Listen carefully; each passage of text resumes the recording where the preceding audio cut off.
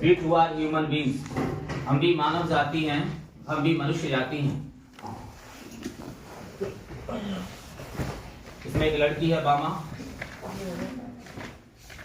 तो इस टाइटल के अंदर बताया गया है दलित लोगों के बारे में, अल्पसंख्यक लोगों के बारे में और उच्च जाति के लोगों के बारे में। उच्च जाति के लोग सोचते हैं कि यदि निम्न जाति के लोगों के द्वारा हमारी चीजों को छू लिया गया तो वो सारी चीजें क्या हो जाती हैं? दूषित हो जाती हैं। उच्च जाति के लोगों के द्वारा निम्न जाति के लोगों को बहुत ज्यादा प्रताड़ित किया जाता है, उन्हें अपमानित किया जाता है,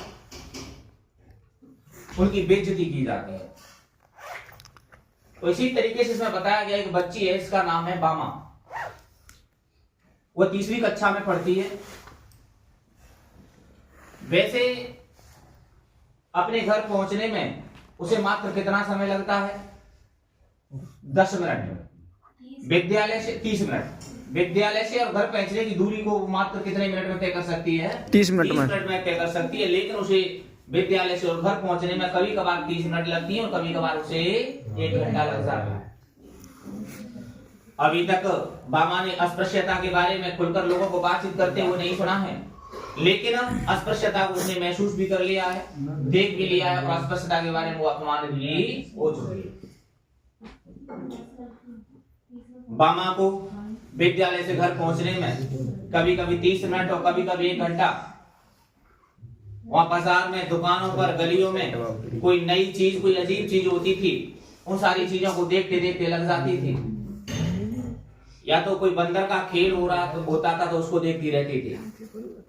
कोई साइकिल चलाने वाला साइकिल चला रहा होता था, उसको देखती रह जाती थी।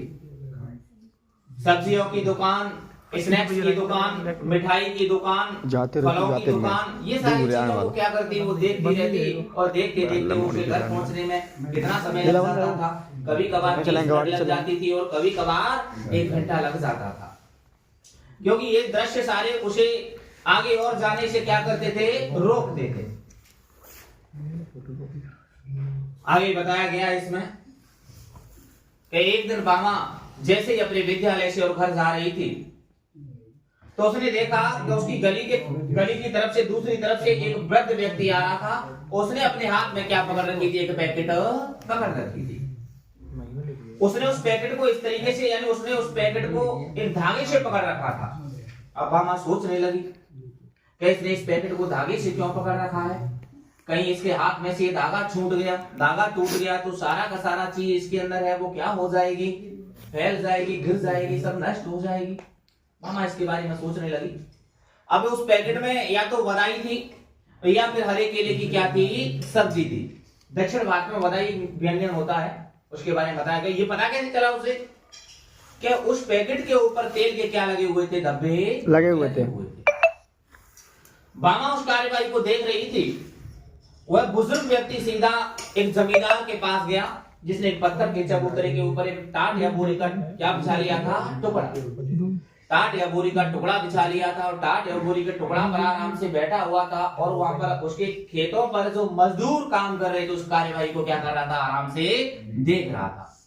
अब खेतों पर मजदूर क्या कर रहे थे कि एक तरफ वहां पर थ्रेशर मशीनें लगी हुई थी, गहना करने वाली मशीन, यानी जो आप भूसे को और अनाज को क्या करती है? अलग अलग करती है।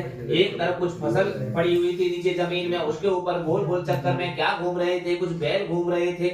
इस सारी कार्यवाही को जमींदार क्या करने लगा था? देखने लगा। बामा उसे देखती रही। वह बुजुर्ग व्यक्ति सीधा किसके पास गया? उस जमींदार के पास गया। उसने बड़े सम्मान पूर्वक उसने उस पैकेट वाला हाथ आगे बढ़ाया और हाथ आगे बढ़ा करके उसने उस पैकेट को किसे दे दिया? उस जमींदार को दे दिया। जमींदार ने उस पैकेट में जो सामान था वो निकाला और अपने मुंह में क्या करता गया? ठूंसता गया, खाता गया। बामा को इस बात पर बहुत ज्यादा हंसी आई और बामा वहां से सीधी कहां गई? अपने घर गई और घर जाकर के ये सारा जो विवरण था उस बुजुर्ग व्यक्ति ने उस पैकेट को ले जाना किस तरीके से एक हाथ से इस पर विवरण बना दिया था कि सारा घटनाक्रम किसको बताया? अपने भैया को बताया जा करके। लेकिन उसके भैया को बिल्कुल भी हंसी नहीं आई। भैया बोला कि जो बुजुर्ग व्यक्ति था ना, जो पैकेट को लेके जा रहा था, वो कोई मजाक नहीं कर रहा था,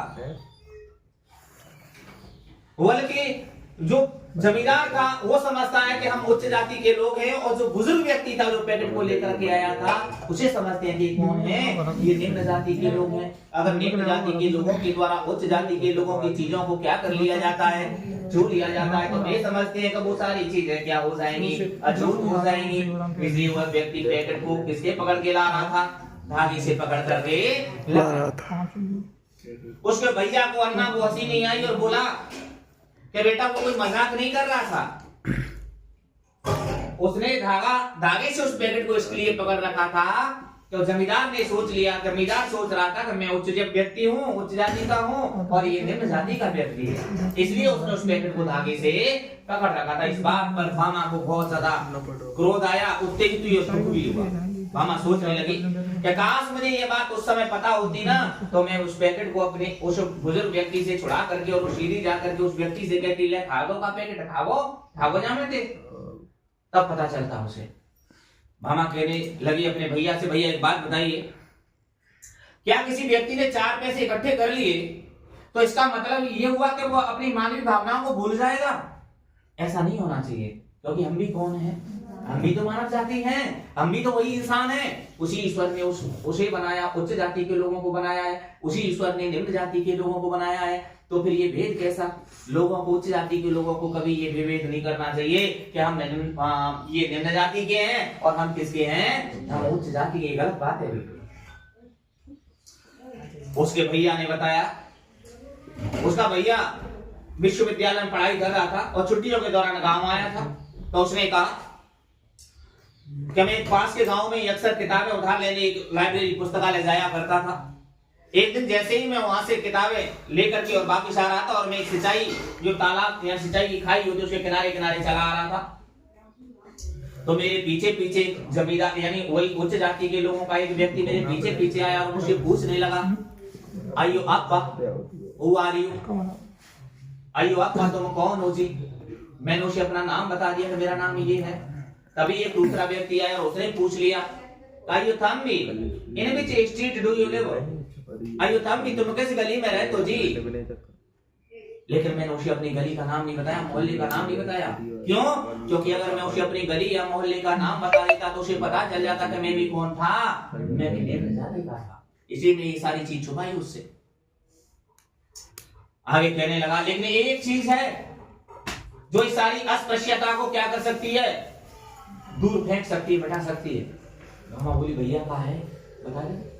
बोली, पढ़ाई, हिस्ट्री।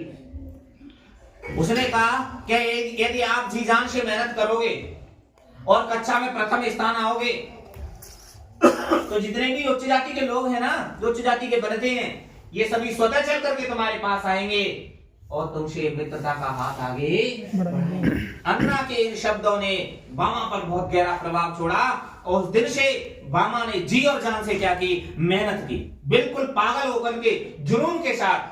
और बामा कक्षा में प्रथम स्थान आई और प्रथम स्थान आने के बाद जितने भी उच्च जाति के लोग थे वो सभी उसके क्या बनना चाहते थे, अब मित्र बनना चाहते थे। तो पढ़ाई एक ऐसा हथियार है, पढ़ाई एक ऐसी चीज है जो किसी भी भेदभाव को क्या कर सकती है, दूर कर सकती है। हमें भी बहुत कठोर मेहनत करनी है जी और जान से, और हमें भी कक्षा में प्रथम स्थान आना। तो चलो देखते हैं